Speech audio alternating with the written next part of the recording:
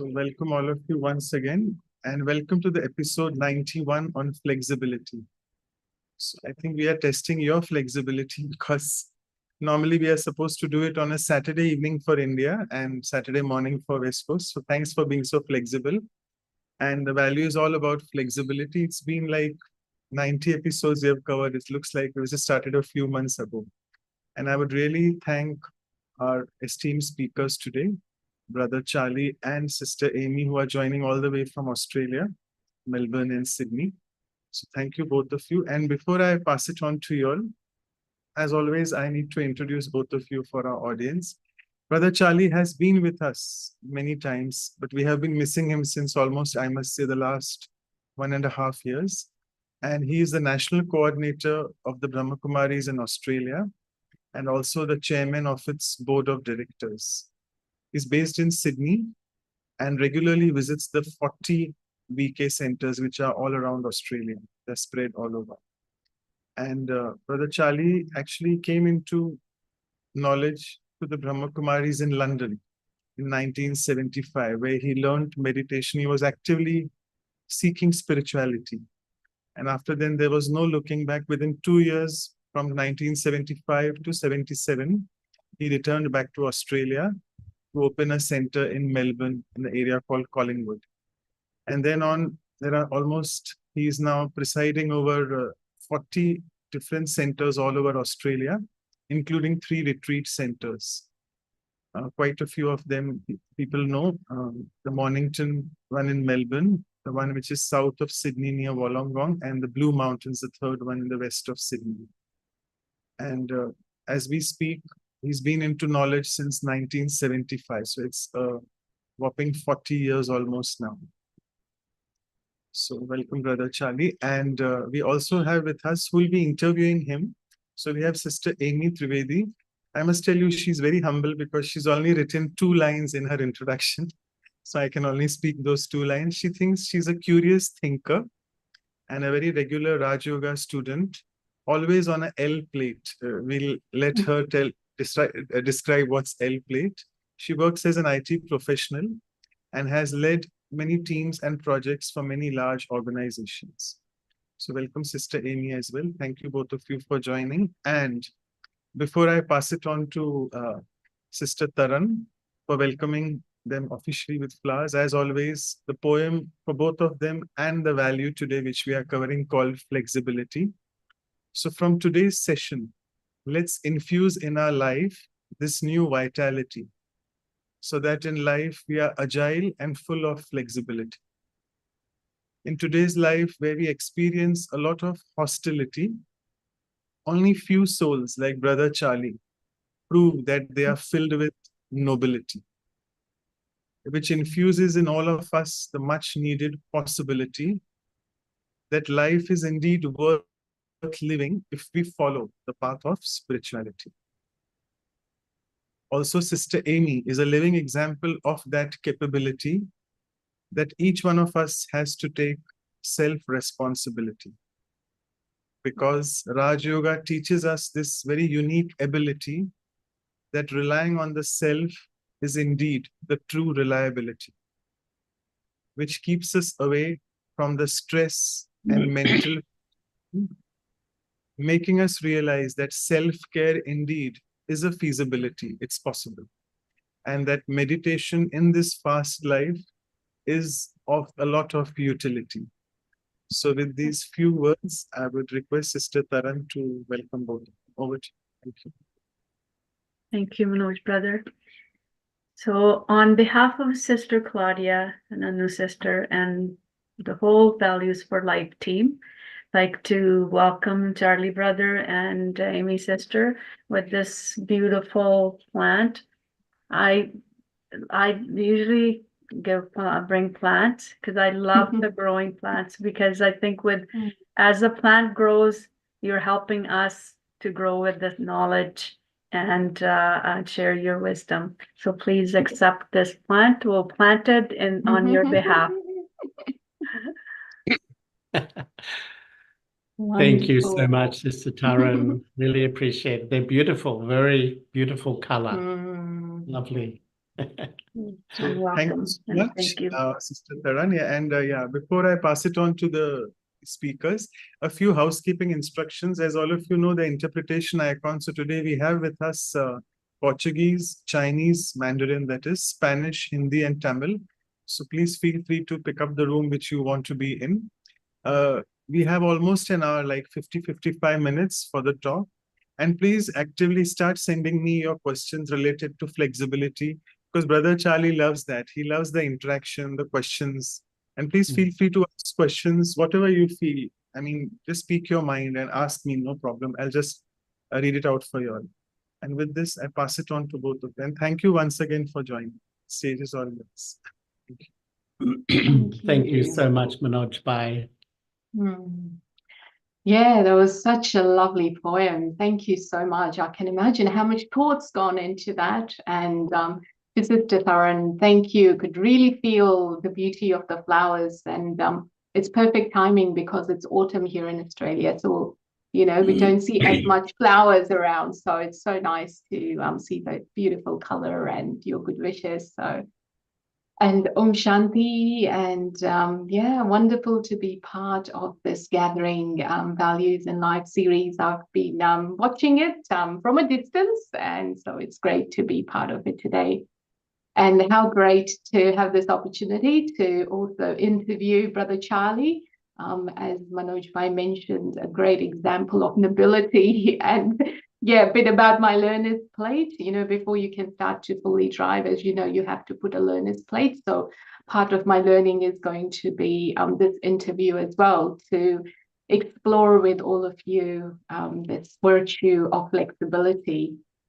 I was thinking how timely it is as well, because I'm sure in India and around the world, you're probably hearing a lot about the upcoming Yoga Day, in June next month. And yoga, as they say, is all about flexibility. The more flexible you are, the more different stretches you can do. And if you're not, the more yoga you do, the more flexible your body can become. And as Manoj Bhai illustrated in his poem as well, at a thought level, we are constantly faced with many challenges and uncertainty, and we are often expecting others to be flexible, and very little do we realize that how much we need to be flexible ourselves. So I'm really looking forward to today to really learn with Charlie Bhai, from Charlie Bhai, about this virtue of flexibility.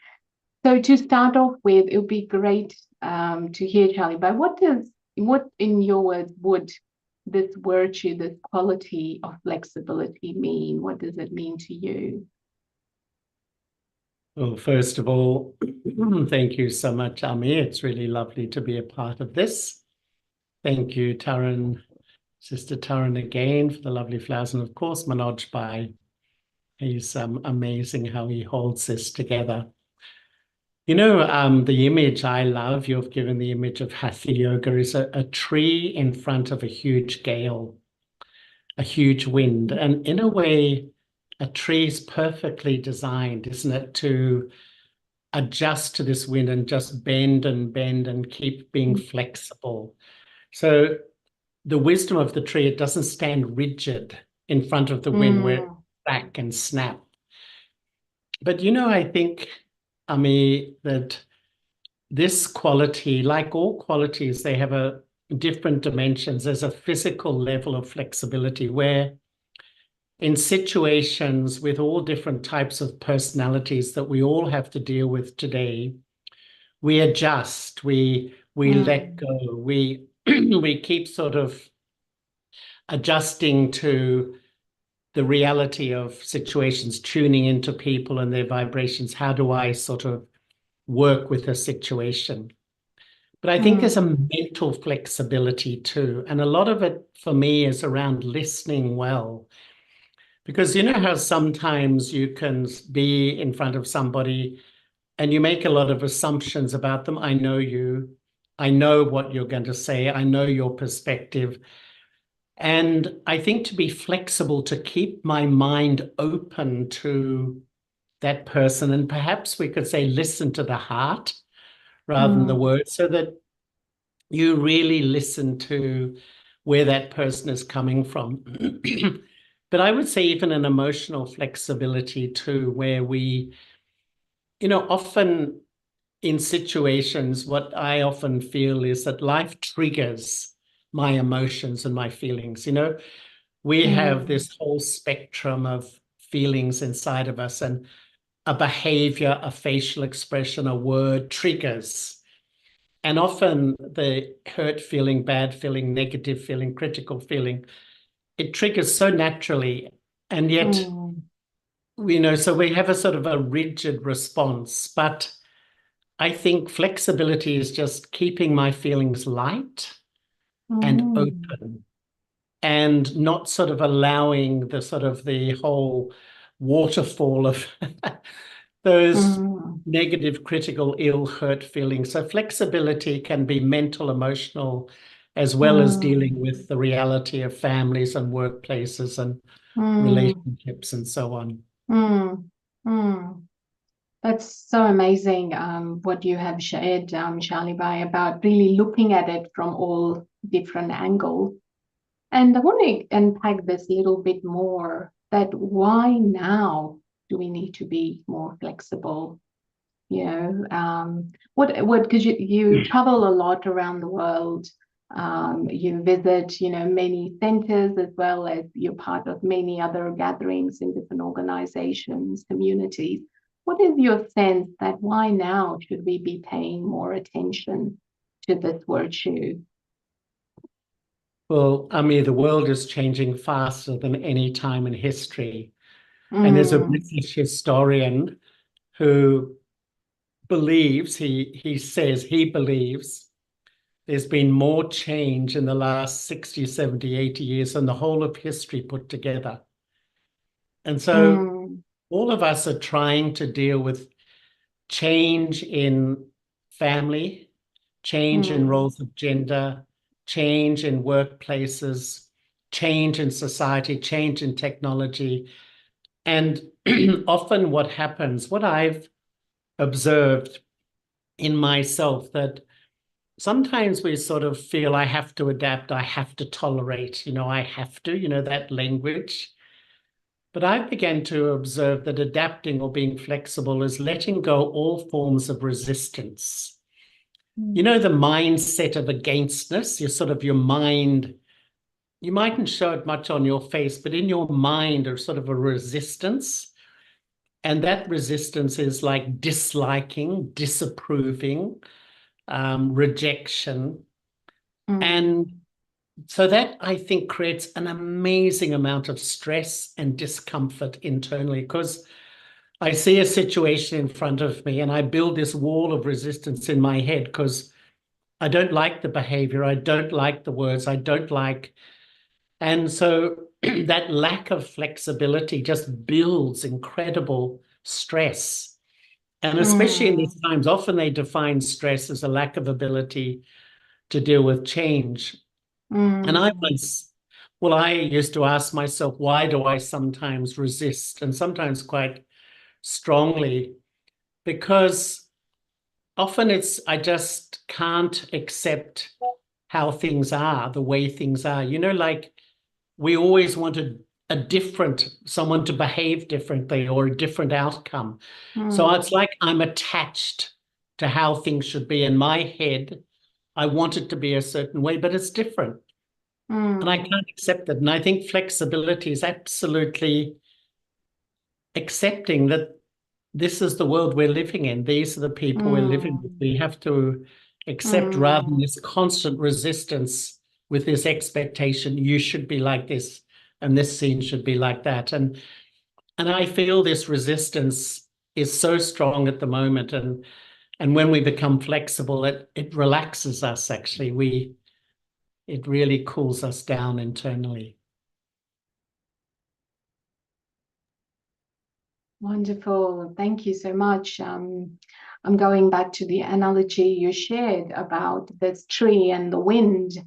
And to me, it almost seems like it's wise not to, try and resist the wind, but bend with it. And that's, yeah. And what's the language, Ami? The winds of change. Mm. We're under a gale of change, and there's like this powerful wind. And if we stand rigid in front of it, it's just going to knock me down. And unfortunately, that's what a lot of people are feeling at the moment. That's so true. But often I find, Charlie, that, say you're in a situation where something is, what's happening is not right. And I will give you a very, very simple example. Say, you're working in a team and one person habitually comes late to, the team meeting. And you often sit there thinking, okay, how long do I continue to be flexible, be accommodative?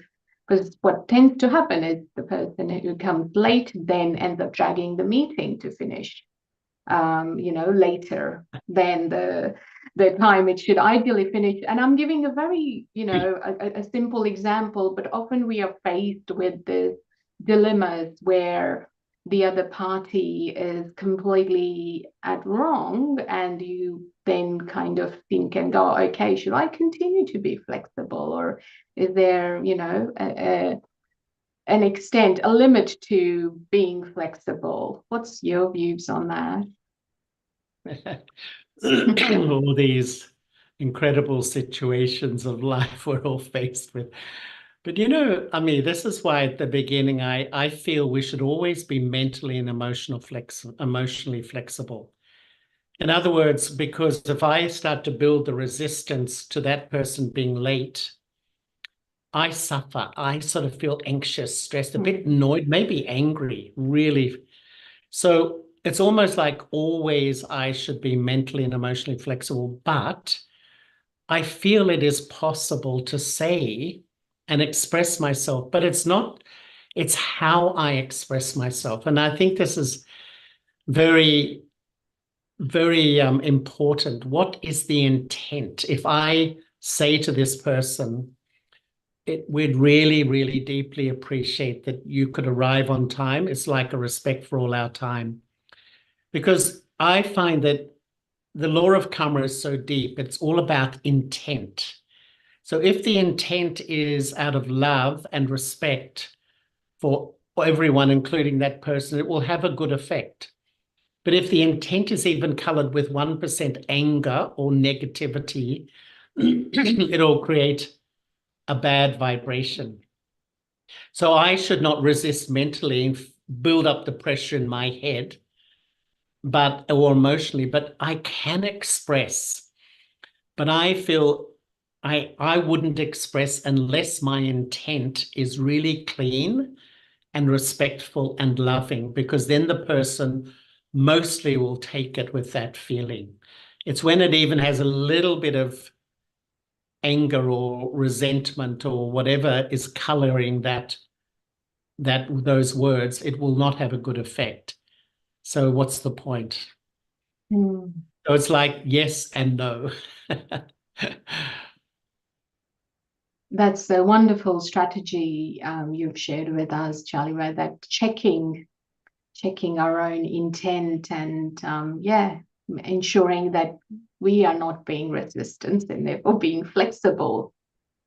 And that should, so it would be a good method to experiment and see, whether we can be successful in this.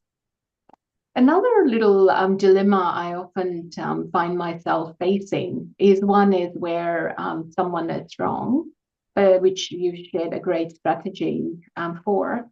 But the other one that I often find also is where the other person is not flexible themselves. So then sometimes you kind of go, well, they're not being flexible, so why should I, they're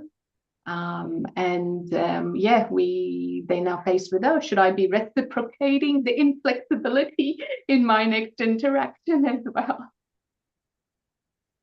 What are your thoughts on that? I mean, the world is unfortunately full of stubborn people sometimes. That's probably the word for inflexible. Sometimes Yes, people have a yes. very rigid perspective. Mhm. So if I confront that with my stubborn nature, what's going to happen? It's going to be two bulls sort of. And this is where I think in humility is an incredibly powerful virtue, because stubbornness is really a child of ego. I'm right. I know. The way I see things is the way it is. It's like a a mental sort of rigidity or stubbornness in that way. There's no point confronting that with the same energy.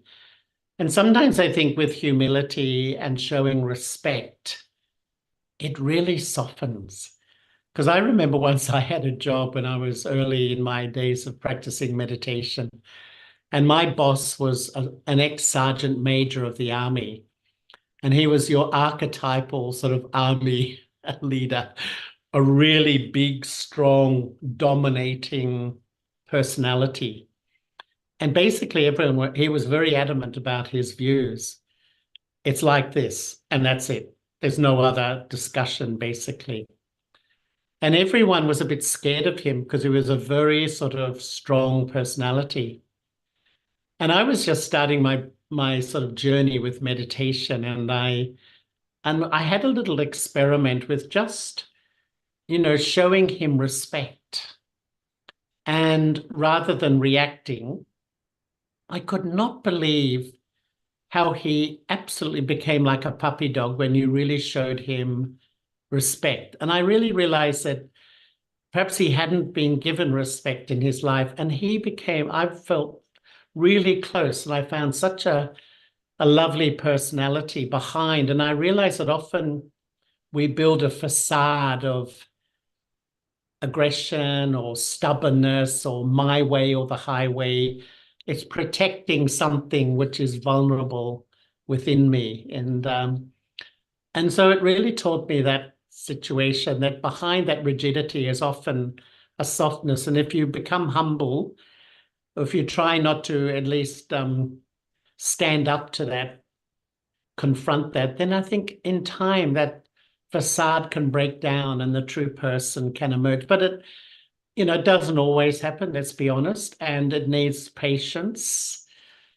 But I think always in human relationships, humility is a very powerful weapon to diffuse aggression or stubbornness or negativity. That's wonderful. Can I explore that a little bit more? What would respect in your example? What did that look like? Was it that you then did everything the person asked you to do, or How does that translate into, interaction that then, gave you that success? Well, I literally practiced not seeing him as my boss or the ex-sergeant major, to see the soul. I literally Wow. looked at him as a soul, as like a brother. And it was an experiment to try and sort of connect with him on a different level. Because I feel the greatest respect for another is to see them as their true self, as the soul, not the facade. Because all the facades are built to cover up vulnerabilities and sensitivities.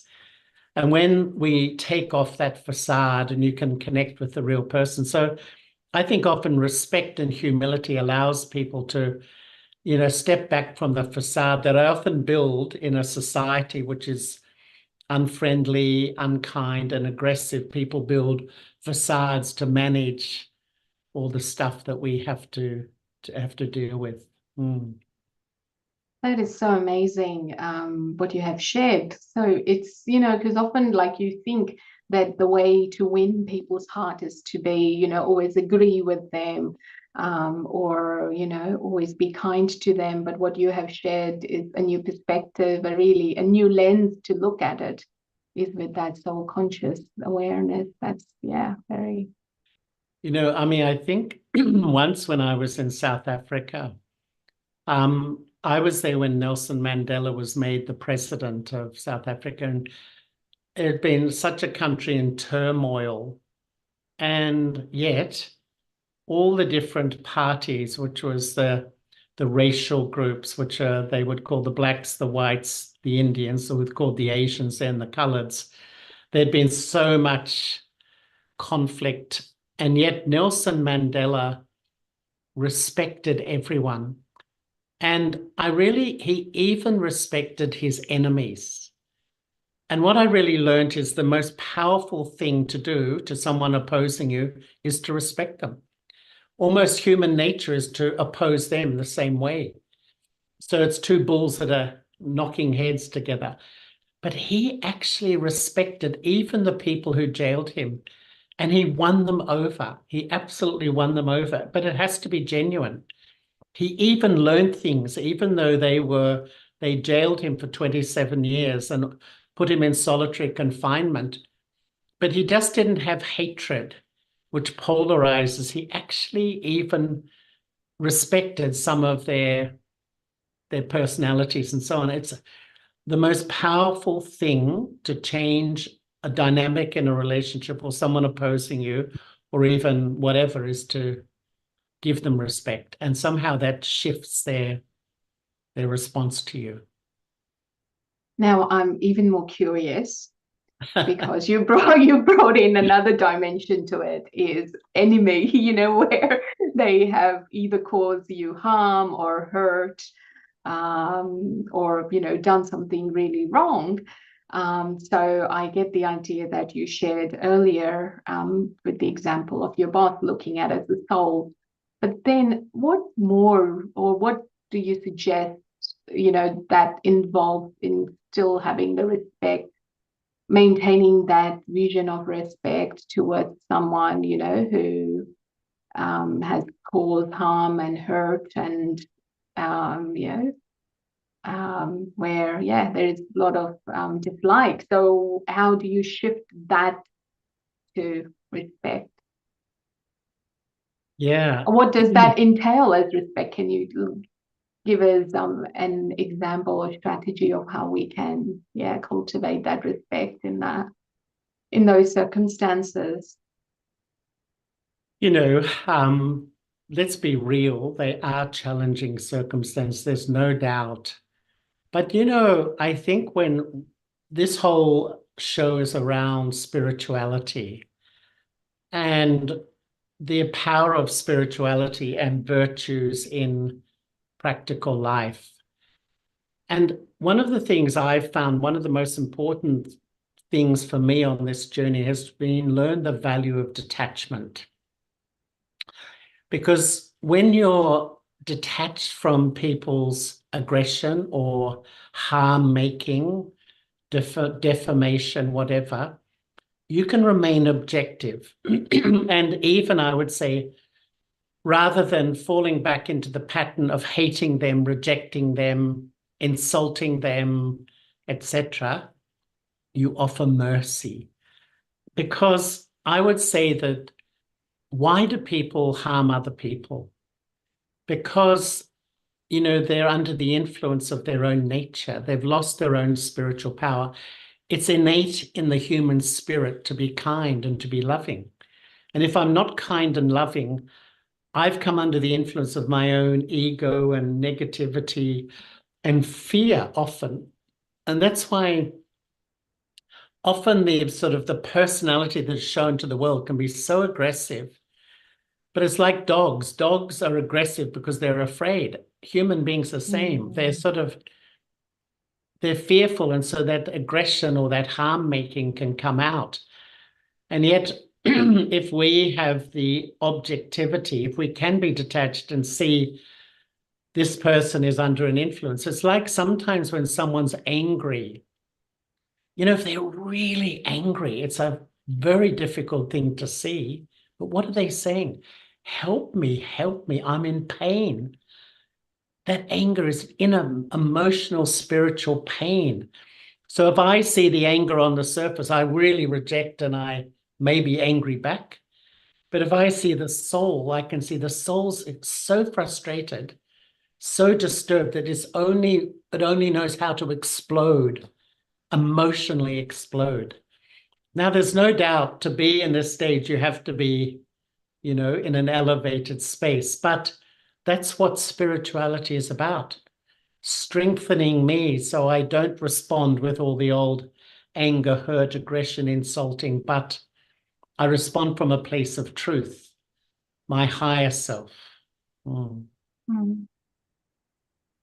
I was almost feeling like, when you were describing that it's like having not just the vision that there is soul, but also having that vision of mercy and empathy of what they're going through, versus judging of what they're going through, being critical. So I think that's a flexibility in how we see, right? And what we choose to focus on. It's so true. I mean, once I remember in Sydney, we had something called the Peace Pavilion in the Sydney Festival, which is a month-long festival. And we used to build this pavilion. And we had numerous speakers who would come and speak about peace. And I remember once there was a woman speaking who was the president of the Australian Peace Foundation, beautiful lady. And she began to speak and talk about peace. And there was a man sitting in the front who openly, I think he maybe had a few drinks, but he was openly aggressive and criticizing and yelling. And he'd been in the war and he'd suffered, obviously. And she didn't react. She listened to all the insults and disrespect. And then she said, I know how you feel. I know what you've been through. And after 5 minutes, he was sitting there listening, hanging on every word she said. Because rather than reacting and rejecting, she listened to him, showed him respect, and changed his complete perspective. So her flexibility changed the dynamics of the whole situation so quickly. It was an amazing scene, that how powerful flexibility, humility, listening skills can be. Absolutely. And yet so simple, generally power is so equated to all the physical security and all that we build around ourselves. But here it is so much of that inner work that you've outlined, about, how I see, what I think. So I'm really enjoying listening to this conversation, and I'm feeling like I fully agree with you. But I know what's going to happen is after this session is finished, I'm going to move on to the next thing. And all these ideas that you have shared, which has deeply touched my heart, are going to slowly dissipate.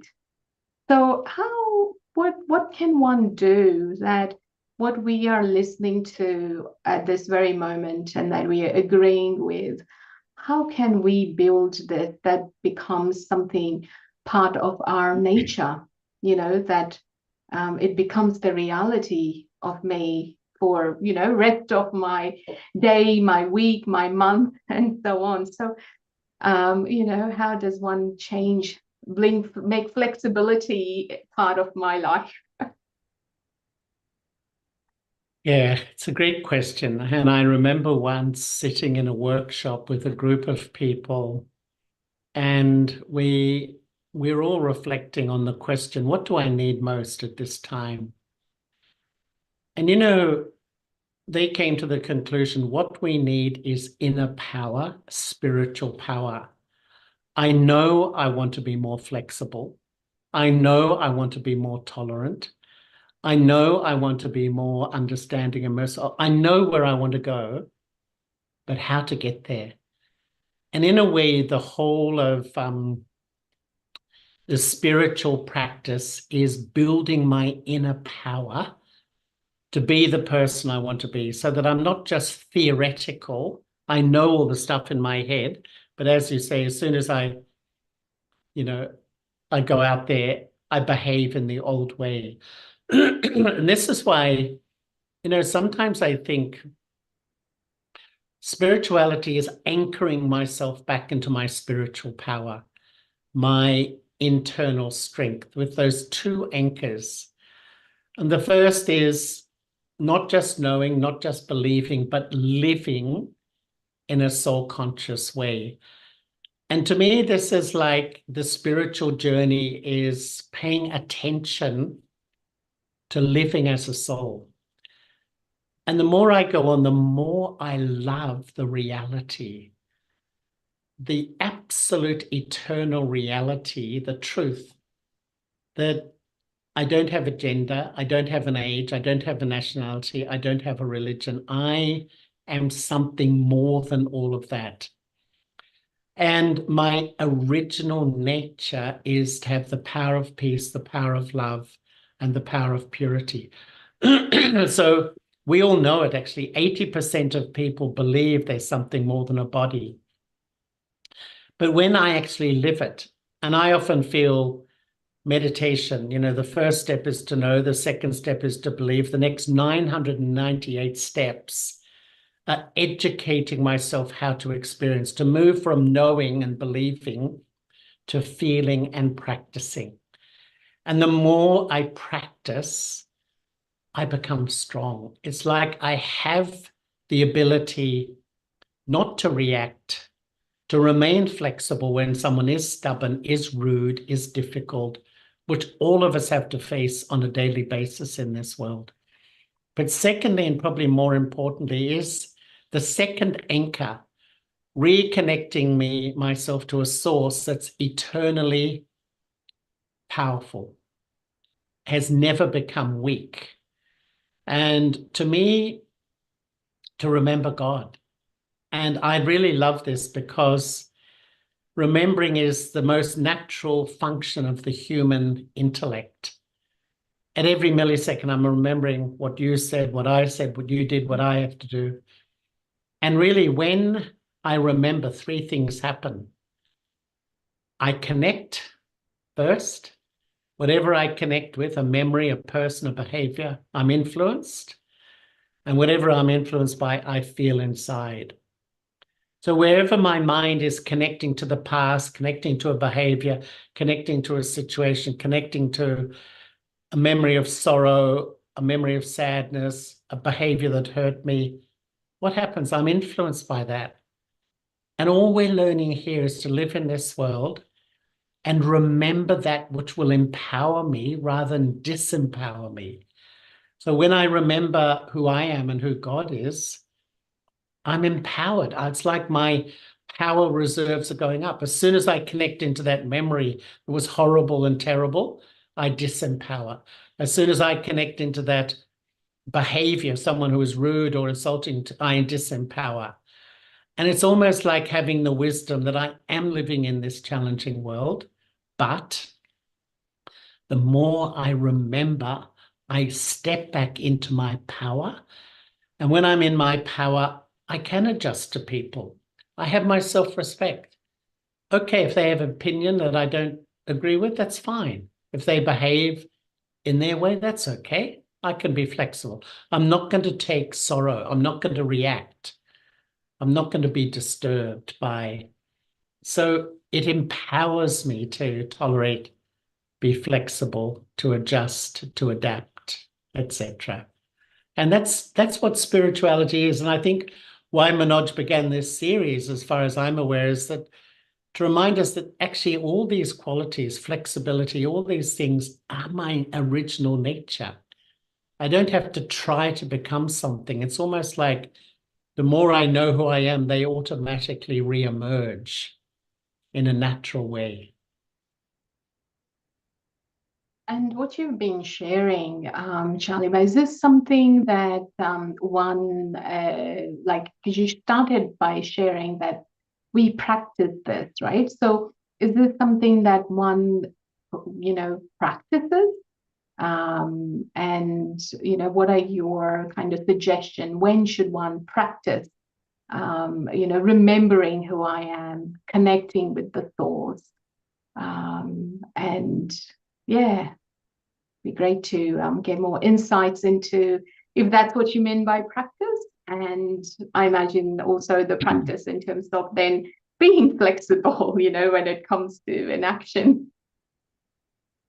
I mean, I think there's like 3 approaches to what we're doing here.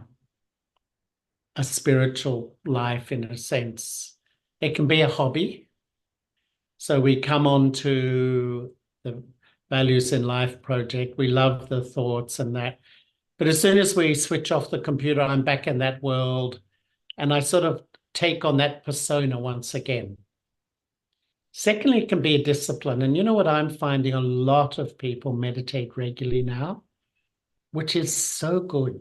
But often, as soon as I stop meditating, I switch back to my old thinking. I just switch back to my old perception, my old thinking, my old reality, my old reactions. What I'm observing really works these days is when I adopt spirituality as a lifestyle. I put a little structure into every single day. And it's really what you were saying, that, I'm at really applying. It's like I'm in the classroom of life applying these ideas. And I'm not always successful.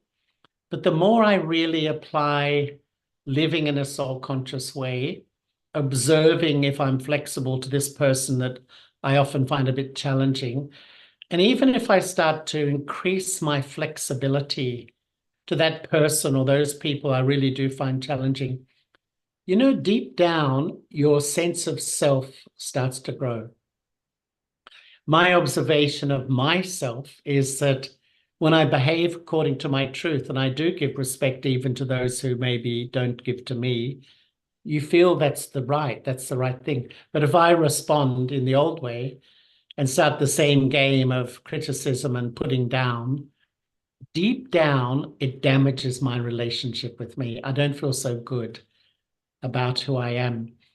And I really feel now in this world that spirituality, if I practice as a lifestyle, and often I think, what is meditation? It's not just something you do morning and night. It's an attitude to life. I have made a decision in my life. I'm going to live as a peaceful soul. That's who I am as a person. Whether it's in my family, whether it's in the workplace, whether it's in any situation in life with friends, whatever, I am going to live according to my truth. And the more I practice, this is my own experience, the more you move from the theory to the reality. Because I think we live in a world with so many theories. There must be billions of self-help books out there, billions. There's that many theories. But what I love here is we really try to practice on a daily basis, and that gives you your self-respect and power back. Not just books nowadays, Charlie. By the new thing is ChatGPT. You can ask a question and it would have reference thousands of books and give you a one-line answer. So knowledge is now at everyone's fingertips. But it's I think what you really emphasized is this aspect of practice. And what I'm understanding, what you're sharing also, is practicing the soul consciousness and also connecting to the thought to get power. I'm keen to learn a little bit more on that, because I also find in this journey of, practicing this vision, this really high attitude and bring it in my interaction, you often experience a lot of hurt, when you get, exposed to situations where you're criticized or, things happen that you don't think are correct. At that time, the soul feels really weak. So how can one continue to, not be lost in its own sadness and sorrow and be in a state where it can continue to be flexible, continue to be accommodative? Ami, in a way, in this world, we're so intellectually equipped. We're so sharp, so razor sharp, intelligent. But sometimes we're so emotionally ill-equipped, so that I feel often emotionally we're on empty, or spiritually there's a vacuum. And so to fill that vacuum, the mind has become like a vacuum cleaner, so to speak. So if you give me love, if you give me respect, if you give me cooperation, I absorb it all. But if you insult me, I absorb that. If you criticize me, I absorb that. And then I blame you. And this is the culture of today, being a victim and blaming, being a victim. And it's the absolute culture of family life and workplace at the moment. And, you know, what we learn here spiritually is, you know, to really fill myself up. And I had a little saying for myself for many years, that only my ego accepts sorrow. If I'm being hurt, upset, the false self is ruling my inner system. I'm under a deception. Because when I'm soul-conscious, I don't take sorrow from others. But it's not that I force myself, it's a natural thing. Because when you're full, you don't need anything really. But when you're empty, you're so needy of love and respect and acknowledgement and all that stuff. If I don't get it, I feel hurt and angry. But the more you fill up from knowing the self and knowing God, and you feel full, then it's almost like a natural consequence, the addiction. And often I put it like that because I often feel we have a PhD in taking sorrow, you know. We're experts at being affected. But the more I build back my inner power and I have self-respect, I can be flexible. With any personality or any situation, I adjust. And that ability to adjust softens the consequences of so many things, even nullifies the consequences, even changes them into positive. What was sometimes so negative. The power of humility and the power of self-respect just is amazing. But that's the journey, to just step back into that place of self-empowerment, which is rebuilding my inner spirituality.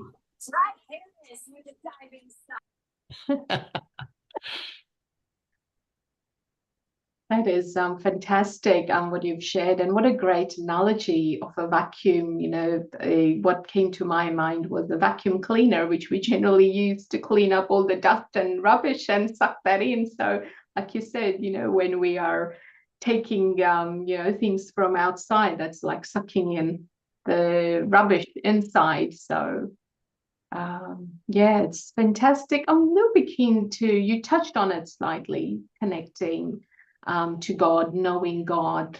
I want to learn a little bit more from you on this aspect. Is what exactly do we do with that? Like, how does one, you know, connect and draw the power? So, you know, that I'm using hoping that's not the vacuum sucking we're doing, but really bathing in that. So, yeah, how does that work? Can you enlighten us on that a little bit more? A little bit, you know, maybe taking a little bit further the remembering analogies. That actually, you know, I mean, I find these days, if you invite people to meditate, a lot of people yearn to meditate and have such a pure intent, but really find it too difficult and internally feel I'm a bit of a failure as a meditator because my mind wanders all over the shop. And I sit there and I find I start to dwell on this, dwell on that, a memory from today, etc. And what I love about remembering God is that firstly, it's natural. I'm not trying to meditate. Meditation implies I'm sort of trying to elevate my consciousness. And if I don't feel I'm sort of in a completely different space, I feel I'm not doing it properly. But remembering is natural. And fundamentally, it's that simple. What is the destination of my remembering? What do I plug into? And if I plug into a past memory, a difficult relationship, an anxiety about something that's going to happen, as soon as I plug in, I'm influenced by that and I feel peaceless, disturbed, unhappy, uncomfortable. But if I plug into the Supreme Soul, a soul that is never influenced, a soul that retains truth, but it's not a concept, it's not a belief, it's not an intellectual idea, I'm actually connecting, remembering a living, pulsating, aware, conscious being. But the challenge, a being that does not have sense organs like you or me. You and I are having a conversation. You're speaking, I'm speaking, you're listening, I'm listening. We're connecting through our sense organs. This relationship is totally as real, but it's like with a soul without sense organs. So how do I remember? And once I have knowledge, and I'm remembering a being that loves me, a being that accepts me, a being that respects me, and it's real. I'm actually connecting. Because, when you remember a family member you're close to, as soon as you connect, you feel comfortable inside. If you remember a family member that you're having a difficult relationship with, as soon as you remember, you feel uncomfortable inside.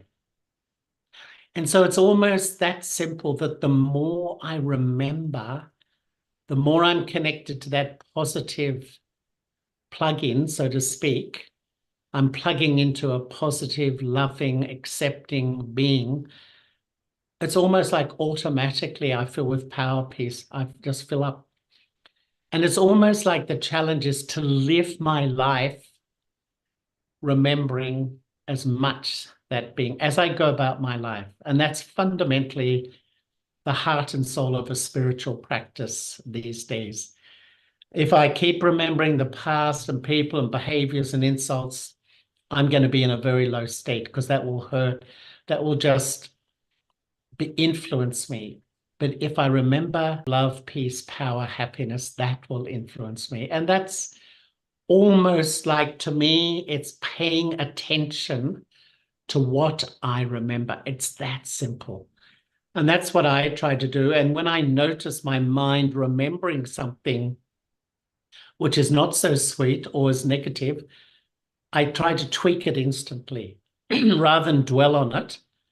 Because for some reason we have attraction to remembering, thinking about the negative things, how people have hurt me or disrespected me or insulted me.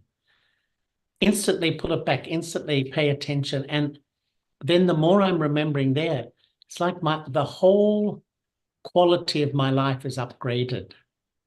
It's pretty simple, actually. And this is really what that spiritual journey is really about, living in this world with all the challenges, not running away from it, not avoiding it, but going beyond it by connecting as much as possible.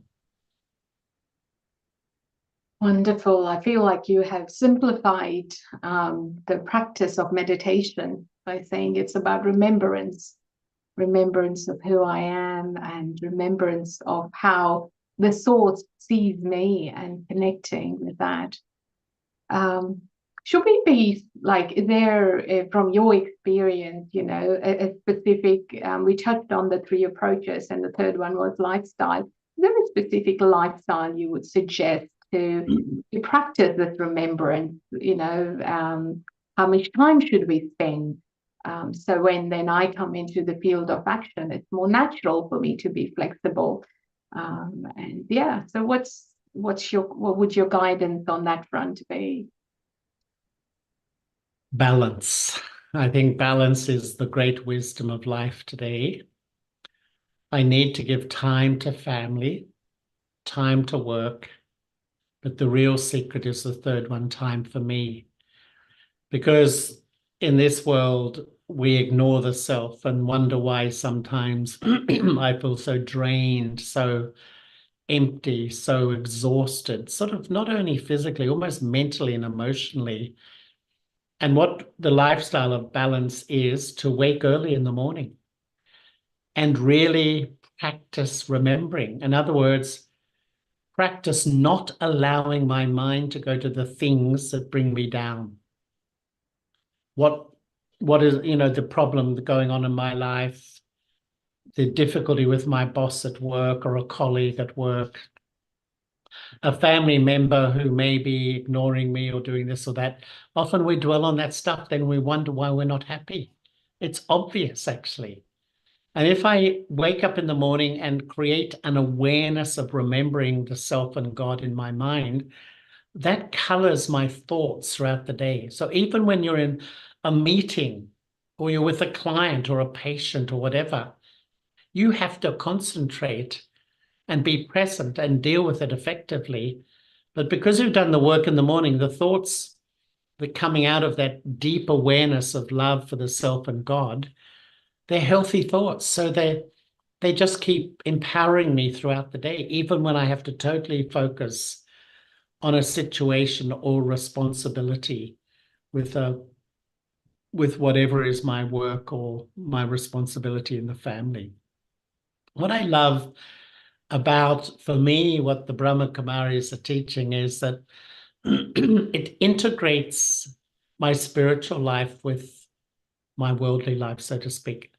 Sometimes there's a separation, Some people feel either I'm spiritual and I lock the door and lock out the world and I can relax. But here, we try to go deep in my spirituality and then bring it into each corner of my life. Now, that takes practice. There's no doubt. It takes practice, and sometimes we fail. Things upset me, things affect me. But if we every day keep practicing, we actually get stronger and stronger and stronger. And the stronger we get, the more flexible I am with everything that comes in front of me. The weaker I feel, that's when I can only respond with rigidity and rejection and stubbornness, because I feel threatened. When I'm in my self-respect, I don't feel threatened by different behaviors, different attitudes, different whatever, cultures, lifestyles, thinking. Yeah, people can think differently from me. They have every right. I can be totally flexible. Thank you so much, Alibhai, for sharing these gems with us today. Going back to the analogy that we started this conversation with, that of the tree, I think you've taken us the full circle to show us how we can be that strong tree that can, grow high and look up and take that sunlight from that spiritual sun, God, and the importance of giving, good nutrition, of good thoughts, and the daily water of good thoughts, so I can weather the many storms that we continue to face each day. And for me, I think what's going to really stay is the remembrance and finding that balance and creating that time each morning to remember what you have shared today, and remembering also who I am, and maintaining that vision of being flexible in my thoughts and in my interactions. So thank you so much, and now I will hand over to Brother Manoj. Thank you, Ami. Really appreciate. So thank you so much, both of you, for this very inspiring conversation, but quite a few thought-provoking questions. I think the first one I would want you to answer, Brother Charlie, is you spoke about balance. So a few questions in the chat box are related to that can I be flexible with my routine? Of course, you can be flexible, but I think we need to really strike a balance between flexibility and determination. So I want you to throw light on this aspect, that when I'm dealing with other people, I need to be flexible with their sanskars so that I don't have a personality crash with them. But with me, with myself, I need to be persistent and determined, not rigid. Rigid is a very strong word. So do you want to tell us how to have this balance between flexibility in what things and determination in what things with the self? Yes, I think, we need both, don't we? I think we need to be flexible with people and situations, but determined to maintain that open mind and that sort of flexibility with the different natures of people, because we need that inner strength or that determination to maintain my flexibility, because the main question, I would say, Manoj Bhai, that we're asked all over the world in all our centers is how to deal with difficult people.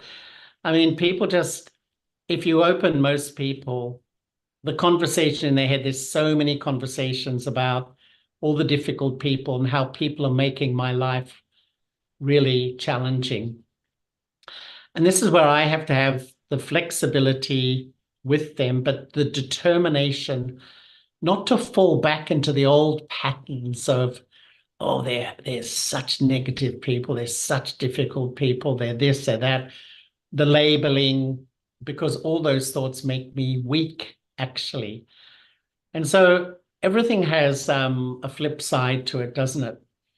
This determination that I need to have a focus in my own journey and have the strength to keep to that, to maintain that focus, and at the same time being flexible with everything around me, and sometimes even being flexible with myself, in a sense that if I do react wrongly in a situation, the emotion does get the better of me, be a bit easy, be a bit flexible, say, okay, not punishing of myself, but say, okay, I'm going to learn from that and move on quickly, rather than squandering and starting regretting and feeling guilty and feeling heavy, in that way, to be a bit flexible too, rather than heavy-handed and rigid with myself. So, wisdom is actually knowing when I need to be flexible with people and the self, and when I need to be determined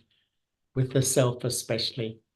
Determination is the spiritual side, but when determination takes on the, so we say, the body conscious side, it becomes rigidity and stubbornness. And some people just say, oh, I'm just determined, but actually it can be a real stubbornness. And that stubbornness never works in my experience. Yes, absolutely. Therefore, stubbornness is not a value. It's Okay. certainly not. But determination is, and there's a fine line between the two. Determination can sometimes become stubbornness. I become too stubborn. And yet real determination has flexibility as well. I remain determined, but I'm not going to be rigid in my thinking or my outlook. I can listen to a different perspective. And even if that perspective's different from me, that's okay. That's fine. I have a perspective which works for me. That's where I'm at. But you have a different perspective. We're living in a world now where people feel if you think differently from me, that's wrong or that's bad, or I reject you. And yet spirituality says that's fine. You have every right to have a different perspective to me. And yet sometimes we find even religious people can be, we have a love for God, and yet still we can be very intolerant, which is interesting. To me, that's, when it's more just about faith, which can create rigidity, rather than practice, which creates flexibility. Sure, wonderful. So, if we speak about flexibility, Hatha Yoga, that the yoga exercises, all that comes into the being. So, if you speak at it, if you look at it from the perspective of physical body, physiotherapy, so we always get these two terms very commonly associated with flexibility: endurance and strength. So, if you look at it from the perspective of mental flexibility, everything related to the mind. So what is endurance for the mind and strength of the mind? You spoke about the powers of the mind, but do you want to elaborate how to develop the strength of the mind and the endurance of the mind? The strength of the mind for me is I don't resort to negativity.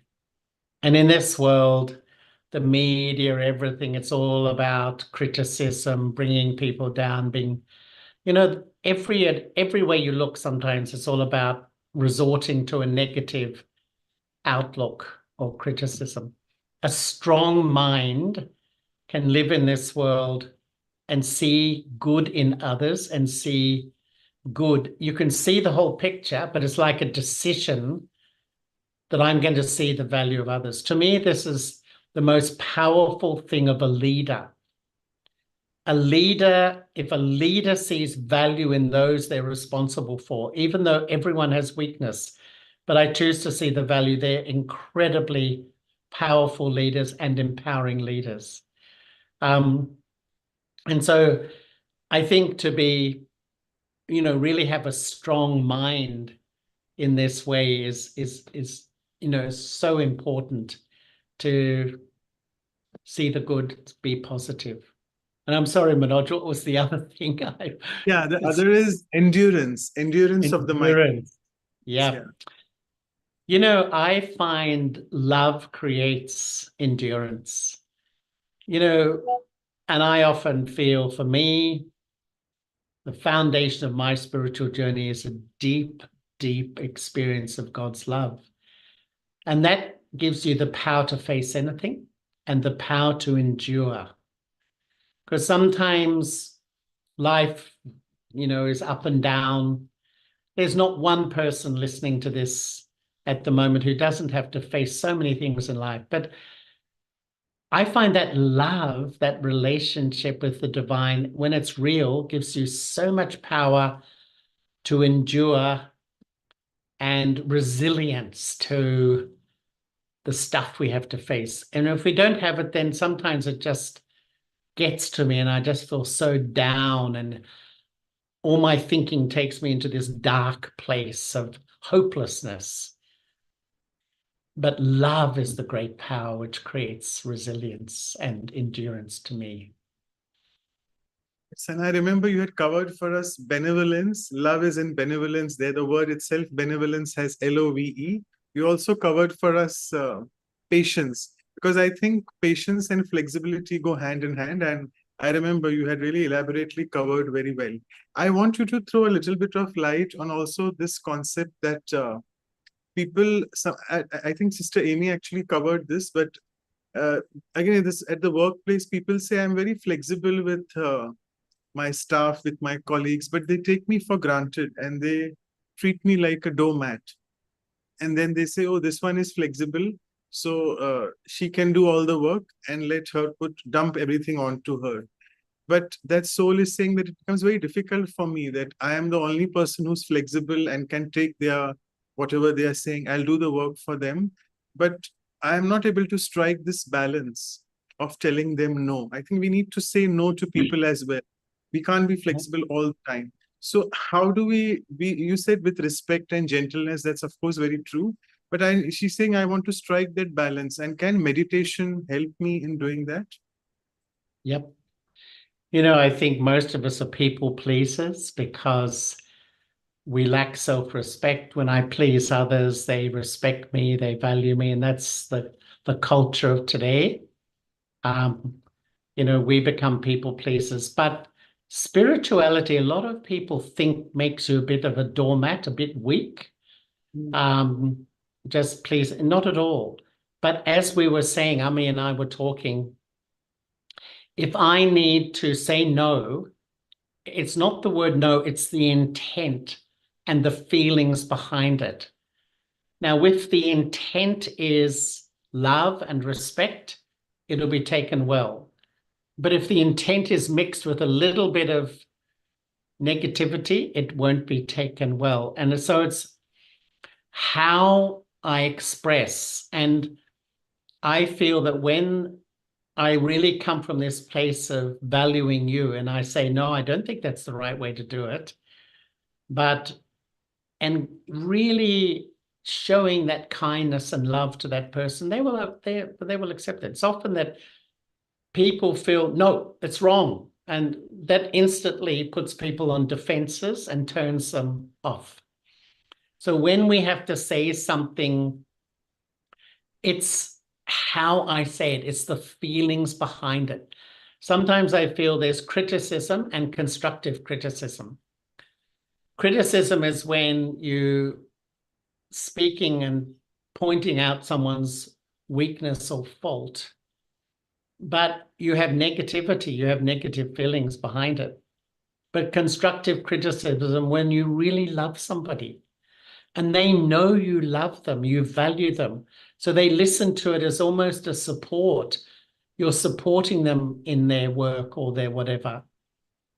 And I would say that the great leaders that really help to change and unify a workplace or something, they really have genuine love and respect and valuing the people around them. So people feel it. So when you offer an idea that is a bit different or a constructive criticism, they don't take it as criticism. They take it as, it's all about the intent. Is the intent with love and respect, or the intent with hurt and a little bit of anger and negativity?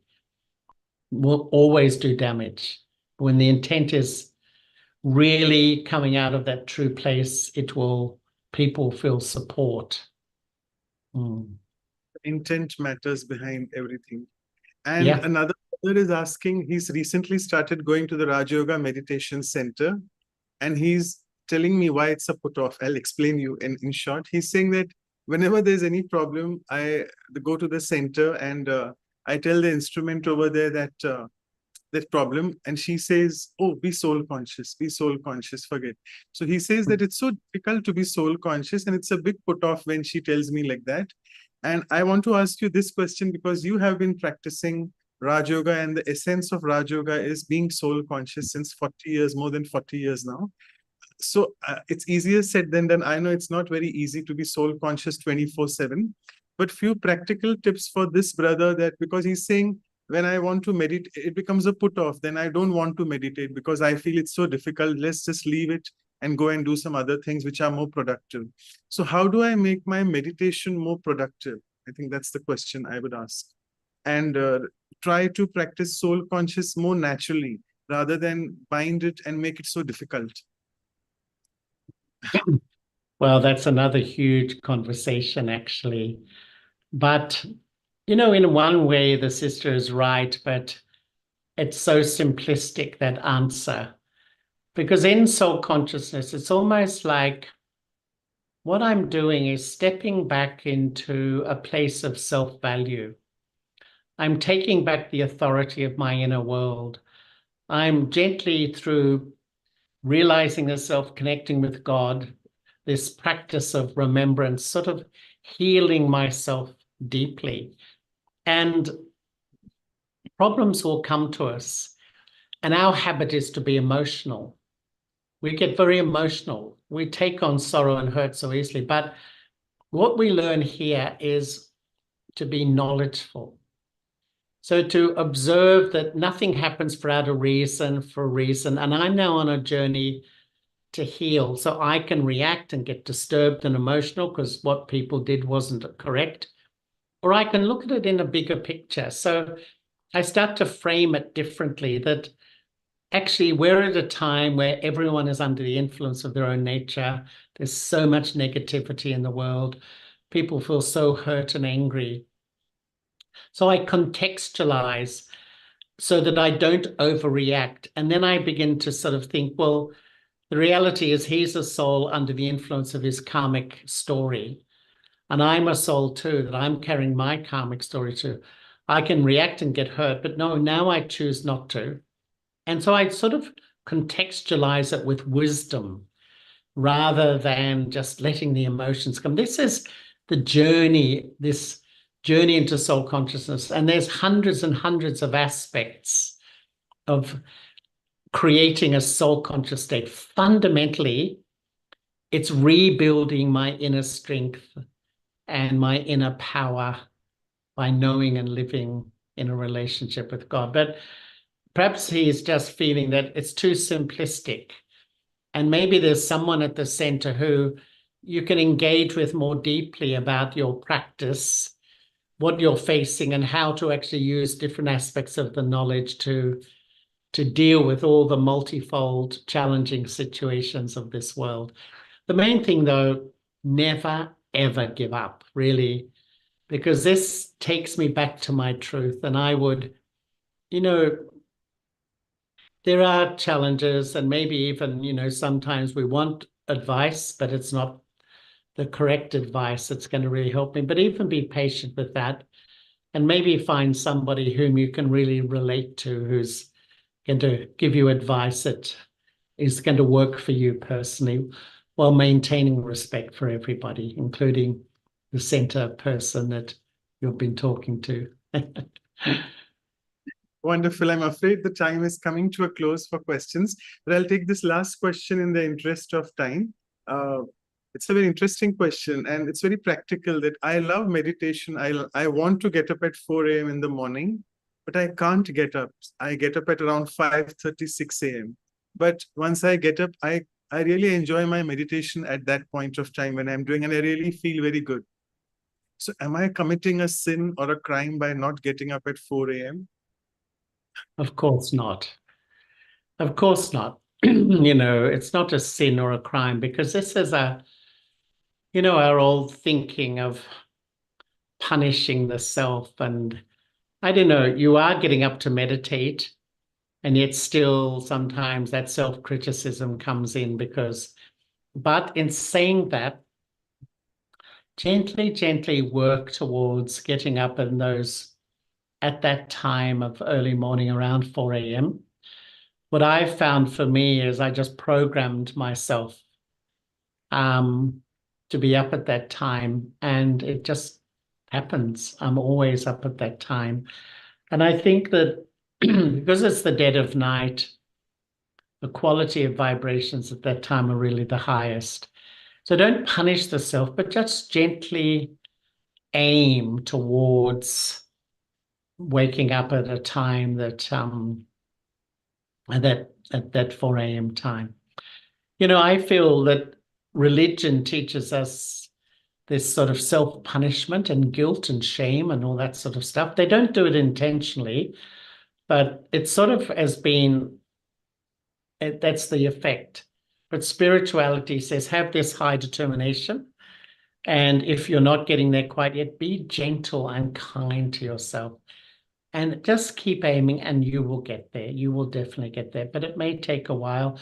And don't overreact or punish yourself if you don't wake up at the right time. So never give up and be gentle with yourself. Yeah, that's the takeaway point. Thank you so much. Yeah. Absolutely. So now I would invite one of our very younger brothers, who's the IT brother with us. I'll request Brother Nikhil to propose the vote of thanks to you. Thank you, Brother Nikhil. Over to you. Om Shanti. Thank you, brother, so much for your talk.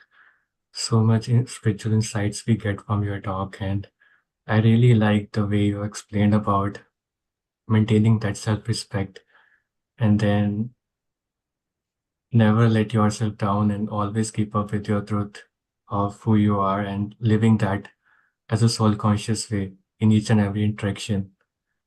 So what I see is always when I listen to that reality of who you are and who you belong to, that always empowers me, and I always feel that I have to keep on going and maintain my own spiritual value. And thank you so much for your empowering talk. And I know everybody is had taken that point that they need to practice that for themselves in the day. Thank you so much. Thank you so much, Nicole. Bye, and thank you for your sweet words, and thank you, Manoj. Bye. Thank you so much. And before sorry. So, I was just going to say, for your tirelessness holding this in amongst your incredibly busy life, it's amazing, really. And thank you, Sister Taran, and thank you, Ami. Thank you, everybody. It's been lovely to be with you. Very lovely. thanks a lot, all of you. And before we move on to the meditation, let's quickly look at the announcements for the coming episodes and the workshops. So as all of you know, we always try to explore the value with a senior Raj Yogi, as Brother Charlie mentioned, his words of wisdom. Then we go into a workshop mode in the next coming weekend. So Saturday, the normal time as we do, it is between both these brothers as well. So we'll do the first hour of experiential exercises. And then we have both our brother Simos from Spain, Brother Enrique and Brother Bill. Both are Lockett brothers as well. And also both of them actively are part of the national coordinating team in Spain. So don't miss this. It is on Saturday, 1st of June, the coming Saturday, the same time for West Coast and India. And as always, we always try to end up that value, sum up with the silence retreat so that we benefit from that 2-hour silence during the silence retreat and make sure that the value really seeps into our inner being. It actually comes out from the core, but for some reason, as Brother Charlie was sharing, we forget it, we don't use it. So in the silence retreat, it's though written here, it's for BK students, but quite a few people who join. It's a lot of meditation in between, a lot of silence, reflection in between as well. And it's a 2 hour. So that happens on the Sunday, the day after the workshop, and Sunday morning for India time, and West Coast, it's Saturday late evening. And our next value, 92, is on innovativeness, on newness. We call in Hindi Naveenta. And it's our dear brother Mike George, who's also a very famous author and a spiritual coach himself. So we'll be having that on Saturday, 8 June. Remember, it's the same Saturday time. We shift always for Australia time to Sunday mornings for India. But we'll be back to our schedule again on Saturday, 8th of June. And these are our websites. These are our email addresses. Feel free to leave your comments, feedbacks, whatever you want to share. And all these are recorded. They're all freely available on the YouTube. These are the playlists in case if you want to quickly write it down. They are not clickable, sorry. So omshanti.live/playlist and English, #English, and -English. You can then type down French, Spanish, all the other languages, you'll get it. And the workshop playlists are .live/workshops. Please write into us to know your feedback on this. I'll just stop sharing the screen, and with this now we move on to the concluding part of the series of the episode. Is all about practicing that, going into the meditative mood. So I'll request Brother Charlie to do that. Thank you.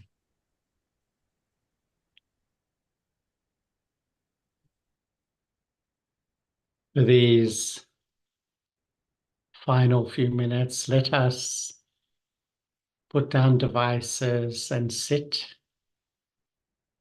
with gentle determination. Let me ask my heart,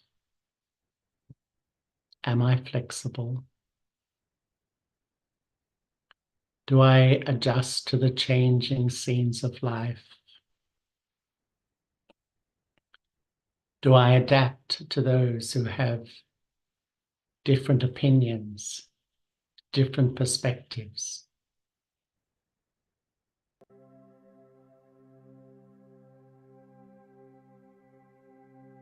And when I really look at my reactions, maybe sometimes I'm a little bit rigid, stubborn, inflexible.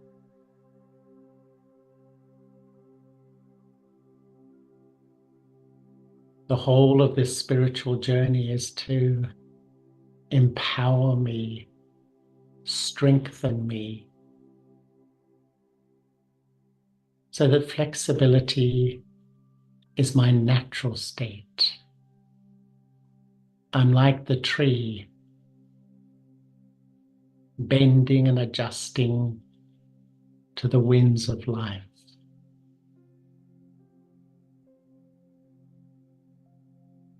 To take back my inner power,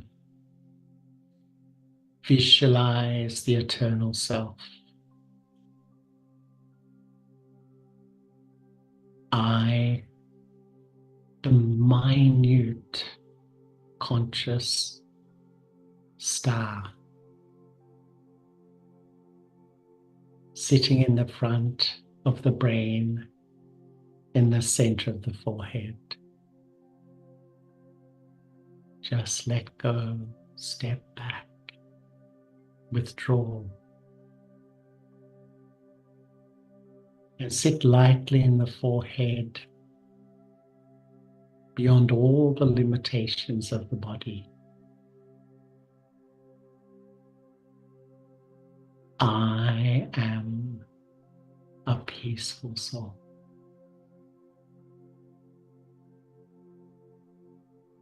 And in this state,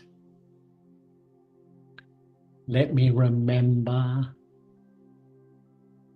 the form and qualities of the divine. A radiant jewel, an unlimited ocean of peace, love, and power. As I connect, as I'm influenced by this peace and love and power,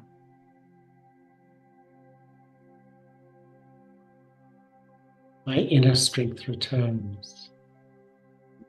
My inner power returns.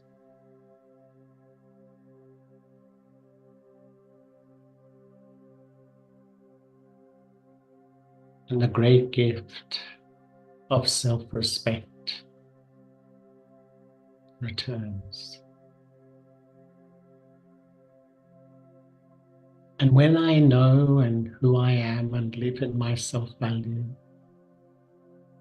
it's natural to be flexible, to adjust to all the change that's happening in life. Because internally, I'm stable. Internally, I know who I am. Internally, I know who I belong to. And this foundation of strength makes me like the tree.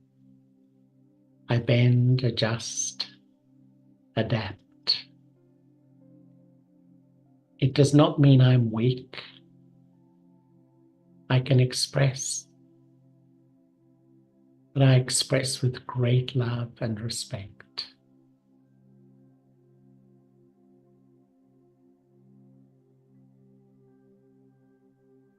Spirituality is having a loving relationship with myself as a soul, and a loving relationship with God, the divine, the supreme soul. And automatically, the values and virtues begin to re-emerge.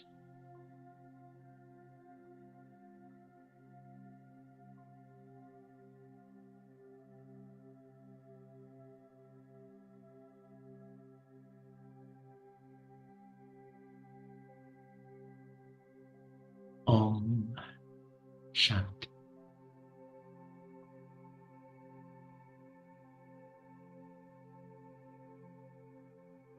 Thank you so much, Brother Charlie, for the beautiful experience and for your words of wisdom. And thank you, Sister Amy, as well, for being there for the conversation. Thank you both. Thank you. Thank you. Thank you so much, everyone.